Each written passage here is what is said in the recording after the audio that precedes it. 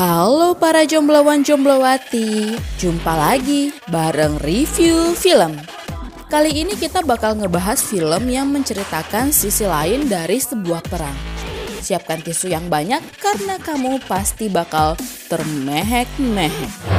Kenapa adikku suka mau? Adik lu yang mana? Ini. Gua gak tau, ayo. Jalan-jalan ke rumah mantan. Datang orang tuanya langsung bubar.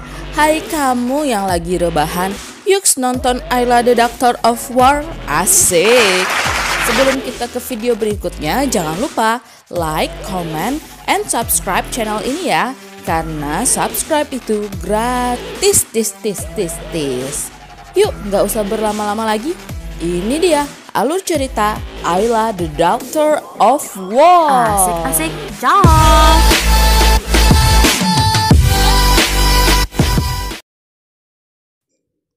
Film Turki yang dirilis tahun 2017 ini berkisah tentang seorang tentara Turki bernama Sulaiman yang mempunyai anak berkebangsaan Korea bernama Ayla. How you like that? Oh my god. Film ini diambil berdasarkan kisah nyata ya guys. Setelah Perang Dunia Kedua, pecahlah perang antara Korea Selatan dan Korea Utara pada tahun 1950.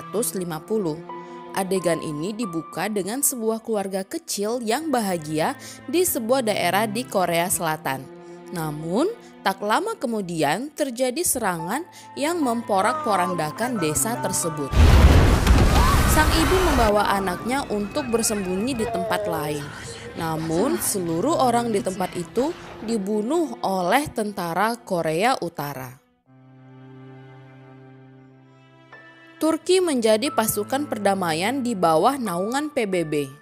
Ada seorang Prita alias pria idaman wanita yang bernama Sulaiman. Ia adalah seorang tentara yang ditugaskan untuk membantu Korea Selatan dan terpaksa harus meninggalkan kekasihnya yang bernama Nuran. Untuk melaksanakan kewajibannya, ia pun berjanji akan menikahinya selepas kembali ke Turki. Lalu berangkatlah Sulaiman dan pasukannya ke Korea Selatan. Singkat cerita, pada suatu malam mereka diserang oleh musuh, namun mereka mampu bertahan. Di tempat yang telah porak-poranda dan mayat di mana-mana, Sulaiman menemukan satu anak kecil duduk sendirian di samping jenazah orang tuanya yang telah meninggal dibantai. Kemudian Sulaiman mengajak untuk ikut dengannya, sambil berkata tidak akan meninggalkannya sendirian. Anak kecil itu hanya terdiam dan tidak berbicara apapun, termasuk mengatakan siapa namanya. Karena ia masih trauma melihat orang-orang terbunuh di desanya. Sulaiman pun memberi namanya Ayla yang berarti bulan karena wajahnya seperti bulan.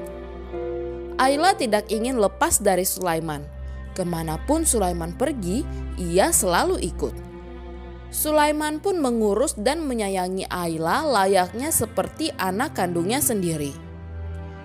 Ia ditegur atasannya karena keberadaan anak itu akan menghambat pekerjaannya, sekaligus bisa membahayakan nyawa anak itu sendiri.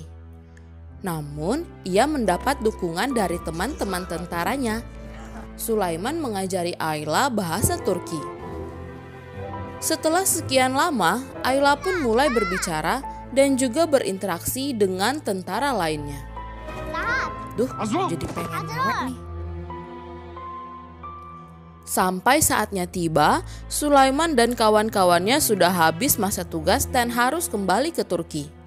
Tugas mereka akan digantikan dengan pasukan lain. Sulaiman sangat dilema saat itu. Ia harus pulang karena waktu tugasnya habis dan harus memenuhi janjinya kepada Nuran untuk menikah. Namun di sisi lain, ia sangat berat untuk meninggalkan Ayla. Sementara teman-temannya kembali ke Turki, Sulaiman memutuskan untuk tinggal beberapa waktu lagi untuk mengurus Ayla. Keduanya benar-benar tidak bisa dipisahkan. Sampai-sampai Sulaiman menyelundupkan Ayla ke dalam koper agar ia bisa membawa Ayla bersamanya ke Turki. Namun usaha tersebut ketahuan oleh pihak yang berwenang. Dan akhirnya ia harus kembali ke negara asalnya tanpa membawa Alia. Sebelum ia pergi, ia ingin memastikan di mana Ayla akan tinggal. Ayla akhirnya ditangani oleh pihak yang berwenang dan dimasukkan ke sekolah Ankara School, yaitu sekolah khusus anak-anak korban perang. Dan mereka benar-benar berpisah. Namun Sulaiman berjanji kepada Ayla, ia akan menemuinya lagi. Sulaiman harus menerima kenyataan pahit sesampainya di Turki, bahwa Nuran sudah menikah dengan orang lain.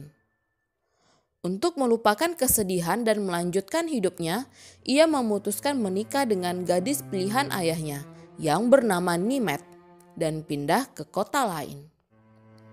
Awalnya pernikahan itu terasa dingin, namun karena istrinya mendukung pencarian Ayla, Sulaiman pun luluh dan perlahan-lahan mulai mencintainya. Berbulan-bulan bertahun-tahun Sulaiman tidak pernah melupakan Ayla dan tidak lelah mencari. Namun tidak banyak hasil dan catatan seorang gadis Korea bernama Ayla. Ini karena Ayla tidak pernah menyebutkan nama asli Koreanya. Sulaiman tidak kehilangan harapan. Ia tidak mau mati sebelum memenuhi janjinya menemui Ayla. Walaupun Ayla bukanlah anak kandungnya, namun cinta dan kasih sayangnya tulus dan murni. Setelah berpuluh tahun lamanya, ada jurnalis yang ingin membuat film dokumenter perang dan ingin mengangkat kisah Sulaiman dan Ayla kepada publik. Melalui bantuan jurnalis, Ayla berhasil ditemukan, yang ternyata memiliki nama Kim Eun-ja, bukan Kim Jong-un ya. Penantian Sulaiman pun berakhir. Setelah 60 tahun lamanya berpisah, akhirnya mereka bertemu pada tahun 2010. Ayla yang dulu ia temui adalah gadis kecil lucu, sekarang sudah menjadi wanita parubaya. Ayla pun sangat merindukan ayah angkatnya itu. Ia menunggu kapan ayahnya akan datang menjemputnya. Ayahnya yang dulu muda dan gagah kini sudah menjadi pria tua yang renta. Emosi tak terbendung oleh keduanya. Bahagia bercampur haru. Hubungan ayah dan anak antara Sulaiman dan Ayla menunjukkan keluarga tidak terbatas hanya mempunyai hubungan darah, namun kasih sayang yang begitu luas. Meskipun berbeda ras, negara, dan dipisahkan oleh jarak dan waktu yang begitu lama, namun hubungan dan batin pun tidak akan terhapus, dan film pun tamat.